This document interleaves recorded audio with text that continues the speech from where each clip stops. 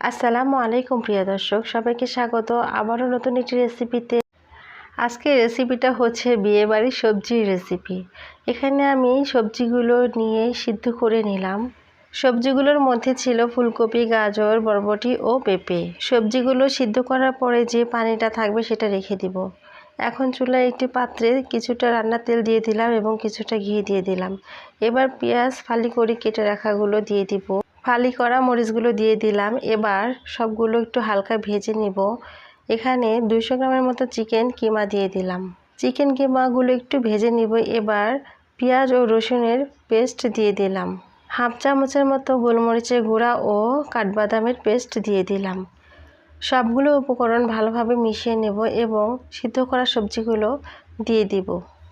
সবজিগুলো দিয়ে দেওয়ার পরে আলতোভাবে নেড়েচেড়ে মিশিয়ে নিতে হবে, কারণ সবজিগুলো সিদ্ধ করা আছে, এতে ভেঙে যেতে পারে। এখন স্বাদমতো লবণ দিয়ে দিলাম। সবজি সিদ্ধ করার পরে যে পানিটা ছিল সেই পানিটা দিয়ে দিব।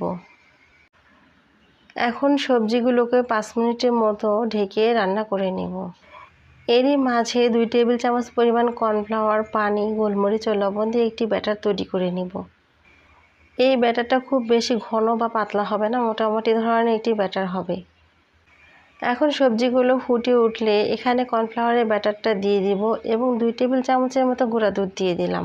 এই রান্নাটা করতে 5 থেকে 6 মিনিটের মতো সময় লাগবে। আর এখানে কিছুটা চিনি দিয়ে দিলাম, এতে সবজির স্বাদটা বাড়বে ও গরম মশলা গুঁড়া দিয়ে দিলাম। এখন ক্যাপসিকাম কুচি দিয়ে দিলাম। ক্যাপসিকামটা সবজি ফুটে ওঠার পরেই দিতে হবে, তা না হলে গলে যাবে। 7 মিনিট পর চলে আসলাম, সবজিটা প্রায় হয়ে এসেছে। এখন আমি সবজির ঝোলটা এরকমই রাখবো, এটা আরও একটু শুকিয়ে যাবে।